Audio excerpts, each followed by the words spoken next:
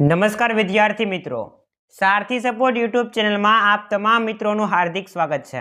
તો વિદ્યાર્થી મિત્રો, આજના વિડીયોની અંદર આપણે ધોરણ 12 સમાજશાસ્ત્ર વિષયના જે વિભાગ ડીના ટોટલ 30 ગુણના પ્રશ્નો છે એના આઈએમપી આ વિડીયોની અંદર આપવાના છે। તો વિડીયોને વિદ્યાર્થી મિત્રો તમે સ્કીપ કર્યા વગર અંત સુધી જોતા રહેજો અને ચેનલ ઉપર તમે નવા આવેલા હોય તો ખાસ આ ચેનલને સબસ્ક્રાઇબ કરવાનું ભૂલતા નહીં, કારણ કે ધોરણ 12ના અવનવા વિડીયો હોય અથવા તો પેપરના સોલ્યુશન હોય સૌથી પહેલાં તમને આ ચેનલ ઉપર મળી રહેવાનું છે। ઓકે, ખાસ આ ચેનલને સબસ્ક્રાઇબ કરી લેજો અને આ સંપૂર્ણ પીડીએફ ફાઇલ તમારે ડાઉનલોડ કરવી હોય તો ડિસ્ક્રિપ્શનની અંદર આપણી સારથી સપોર્ટ ટેલિગ્રામ ચેનલની લિંક તમને આપી છે, ત્યાંથી તમે આ સંપૂર્ણ પીડીએફ ફાઇલને મેળવી શકશો। ઓકે, વધારે સમય ના લેતા વિડીયોની શરૂઆત કરીએ તો વિભાગ ડી છે વિદ્યાર્થી મિત્રો, ટોટલ 30 ગુણનો તમને ધોરણ 12 સમાજશાસ્ત્રમાં પૂછવામાં આવે છે। ટોટલ પ્રશ્ન કેટલા આપ્યા છે તો કે ટોટલ પ્રશ્ન 14 આપ્યા છે, લખવાના કેટલા તો કે કોઈ પણ 10, જે 10 પ્રશ્ન તમને આવડતા હોય એ 10 પ્રશ્ન તમે લખી શકશો।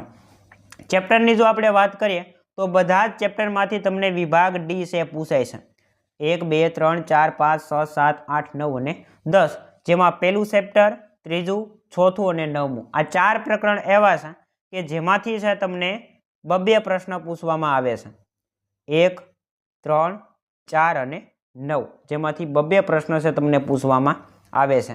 જોઈએ આપણે સૌથી પહેલા પ્રકરણ નંબર 1ના પ્રશ્નો, જેમાં પહેલો પ્રશ્ન, ભારતની સંસ્કૃતિની વિવિધતા સમજાવો। ભારતની સંસ્કૃતિની વિવિધતા સમજાવો, મોસ્ટ ઇમ્પોર્ટન્ટ પ્રશ્ન છે। બીજો પ્રશ્ન, ભારતના નાગરિકોની મુખ્ય ફરજો જણાવો। ત્રીજો પ્રશ્ન, ભારતના નાગરિકોની કઈ ફરજોમાં રાષ્ટ્રીય એકતા નિર્દેશિત થાય છે? આ પ્રશ્ન વારંવાર રિપીટ થાય છે। ચોથો પ્રશ્ન, ભારતનું બંધારણ ભારતને ધર્મનિરપેક્ષ રાજ્ય તરીકે સ્વીકારે છે, સમજૂતી આપો। અને છેલ્લો પ્રશ્ન, ધાર્મિક વૈવિધ્ય વિશે સમજાવો। ધાર્મિક વૈવિધ્ય વિશે સમજાવો। ત્યાર પછી આપણે ચેપ્ટર નંબર 2ના પ્રશ્ન જોઈએ તો એની અંદર પહેલો પ્રશ્ન છે કે હિન્દુ સમુદાયની સમજૂતી આપો। હિન્દુ સમુદાયની સમજૂતી આપો। ત્યાર પછી બીજો પ્રશ્ન છે, ભારતીય સંસ્કૃતિના સ્વરૂપ જણાવી પ્રશિષ્ટ ભદ્રવર્ગીય માર્ગી પરંપરા વિશે જણાવો। ત્રીજો પ્રશ્ન, આદિવાસી કલા વિશે નોંધ લખો। આદિવાસી કલા વિશે નોંધ લખો। એના પછી જૈન સમુદાયની ટૂંકમાં સમજૂતી આપો, 2 થી 3 વખત આ પ્રશ્ન પણ રિપીટ થયેલો છે। એના પછી લોક સંસ્કૃતિનો અર્થ અને વ્યાખ્યા આપો। અને છેલ્લે બૌદ્ધ સમુદાયની સમજૂતી આપો, 2 થી 3 વખત આ પ્રશ્ન પણ રિપીટ થયેલો છે। અહીંયા જેટલા પણ પ્રશ્ન તમને આઈએમપી આપ્યા છે એ બધા જ પ્રશ્ન રિપીટ થયેલા છે, એ જ પ્રશ્ન અહીંયા લીધેલા છે। ઓકે, જોઈએ હવે આપણે આગળ તો પ્રકરણ નંબર 3, જેમાંથી 2 પ્રશ્ન આવે છે, જેમાં પહેલો પ્રશ્ન, ગુજરાતના અન્ય પછાત વર્ગો વિશે જાણકારી આપો। ત્યાર પછી બીજો પ્રશ્ન છે, અનુસૂચિત જાતિના વિકાસ માટે સરકારી યોજનાઓની ટૂંકમાં માહિતી આપો। ત્રીજો પ્રશ્ન, અનુસૂચિત જાતિની બંધારણીય જોગવાઈઓ જણાવો, 3 વખત રિપીટ થયેલો પ્રશ્ન। ચોથો પ્રશ્ન, પછાતપણાના મુખ્ય માપદંડ જણાવો, 2 વખત। અને છેલ્લો પ્રશ્ન, આદિવાસી વિકાસના કાર્યક્રમની ટૂંકમાં સમજૂતી આપો, આ પ્રશ્ન પણ રિપીટ થયેલો છે।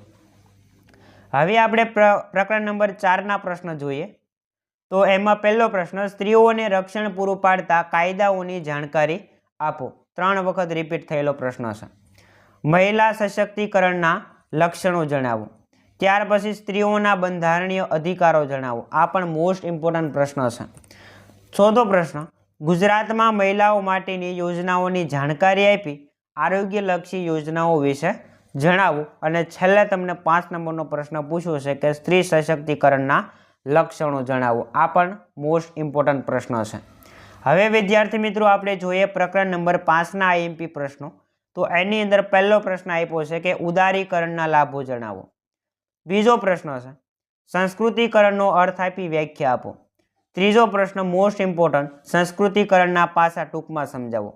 એના પછીનો પ્રશ્ન છે કે પશ્ચિમીકરણના પાસા ટૂંકમાં સમજાવો। અને છેલ્લો પ્રશ્ન આપ્યો છે, સાંસ્કૃતિક પરિવર્તનના લક્ષણો સવિસ્તર સમજાવો, આ પ્રશ્ન પણ 3 થી 4 વખત રિપીટ થયેલો છે।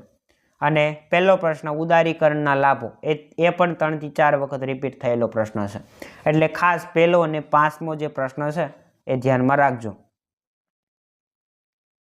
જોઈએ આપણે ચેપ્ટર નંબર 6ના આઈએમપી, પહેલો આઈએમપી પ્રશ્ન, પરંપરાગત સમૂહ સંચારના માધ્યમોની સમજ આપો. બીજો પ્રશ્ન છે ઇન્ટરનેટ વિશે નોંધ લખો. ત્રીજો પ્રશ્ન, સમૂહ સંચારના આધુનિક માધ્યમો જણાવી એના શિક્ષણ ક્ષેત્રે અને આરોગ્ય ક્ષેત્ર પરની અસરો લખો. ત્રીજો પ્રશ્ન છે એક વખત રિપીટ થયેલો છે.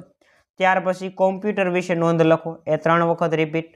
અને છેલ્લો પ્રશ્ન, સમૂહ સંચારના માધ્યમ તરીકે ટેલિવિઝનની સમજૂતી આપો. આ પ્રશ્ન છે એ 3 વખત રિપીટ થયેલો છે. જોઈએ હવે આપણે પ્રકરણ નંબર 7ના આઈએમપી પ્રશ્નો. તો પ્રકરણ નંબર 7ની અંદર પહેલો પ્રશ્ન છે કે વિરોધાત્મક સામાજિક આંદોલન સમજાવો.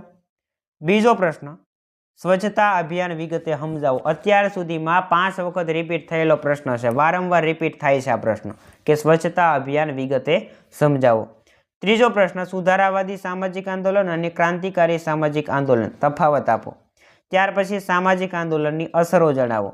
એના પછી પ્રતિરોધાત્મક સામાજિક આંદોલન વિશે નોંધ લખો. એના પછી વિરોધાત્મક સામાજિક આંદોલન વિશે સમજૂતી આપો. તો ટોટલ 6 પ્રશ્ન આપણે વિભાગ ડીની અંદર પ્રકરણ નંબર 7માં લીધેલા છે. હવે આપણે જોઈએ વિભાગ ડીની અંદર જ પ્રકરણ નંબર 8ના પ્રશ્નો. તો એની અંદર પહેલો પ્રશ્ન, 73મો બંધારણીય સુધારો સ્પષ્ટ કરો. બીજો પ્રશ્ન તમને આપેલો છે ગ્રામ પંચાયતના કાર્યો, 4 વખત રિપીટ પ્રશ્ન થયેલો છે. ત્રીજો પ્રશ્ન, જિલ્લા પંચાયતનું માળખું સમજાવો. ચોથો પ્રશ્ન, જિલ્લા પંચાયતના કાર્યો. પાંચમો પ્રશ્ન, પંચાયતી રાજનું ત્રિસ્તરીય માળખું. અને છેલ્લે પંચાયતી રાજની નકારાત્મક અસરો સમજાવો. આ પ્રશ્ન પણ 2 વખત રિપીટ થયેલો છે. જોઈએ હવે વિદ્યાર્થી મિત્રો પ્રકરણ નંબર 9ના પ્રશ્નો, જેમાંથી 2 પ્રશ્ન પૂછાય છે.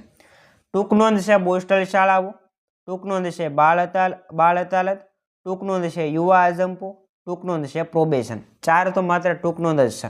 અને ત્રીજો પ્રશ્ન છે કે બાળ અપરાધના કારણોમાં શાળા અને સમવયસ્ક જૂથની સમજૂતી આપો અથવા તો એની ભૂમિકા શું છે એ સમજાવો.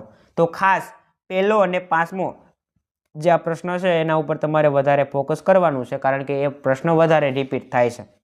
કરવાના છે તો બધા પ્રશ્ન તૈયાર, પણ વધારે ફોકસ તમારે એના ઉપર રાખવાનું છે. અને છેલ્લે વિદ્યાર્થી મિત્રો પ્રકરણ નંબર 10, જેની અંદર પહેલો પ્રશ્ન છે કે એઇડ્સ નિયંત્રણ કેવી રીતે કરી શકાય એ સ્પષ્ટ કરો. બીજો પ્રશ્ન, નશીલા દ્રવ્યોથી બચવા માટેના ઉપચારાત્મક પગલાં જણાવો. ત્રીજો પ્રશ્ન, HIV એઇડ્સ એક સામાજિક સમસ્યા છે, વિધાન સમજાવો. ચોથો પ્રશ્ન, અસમાન જાતિ પ્રમાણને અટકાવવાના ઉપાયો જણાવો.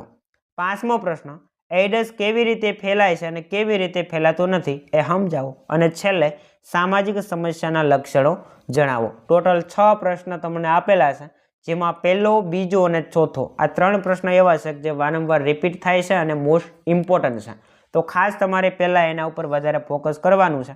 બાકી પ્રશ્ન તો તમારે અહીંયા જેટલા પણ આઈએમપી આપ્યા છે બધા તૈયાર કરવા પડશે, તો જ તમારે કુલ જેટલા પણ ગુણ છે 30, એમાંથી 30 માર્ક તમે કવર કરી શકશો. ઓકે, તો આશા રાખીશ કે તમને આજનો આ વિડીયો પસંદ આવ્યો હશે. વિડીયો પસંદ આવ્યો હોય તો લાઈક કરો, શેર કરો, અને ચેનલ ઉપર તમે પહેલી વાર આવ્યા હો તો સબસ્ક્રાઈબ કરવાનું ભૂલતા નહીં, કારણ કે ધોરણ 12ના તમામ વિષયના આઈએમપી પ્રશ્નો હોય, પેપરનું સોલ્યુશન હોય, એ બધું તમને આ ચેનલ ઉપર મળી રહેવાનું છે. તો ચેનલને સબસ્ક્રાઈબ કરવાનું ભૂલતા નહીં. મળીએ આપણે આવા જ નવા વિડીયો સાથે. જય હિન્દ, જય ભારત.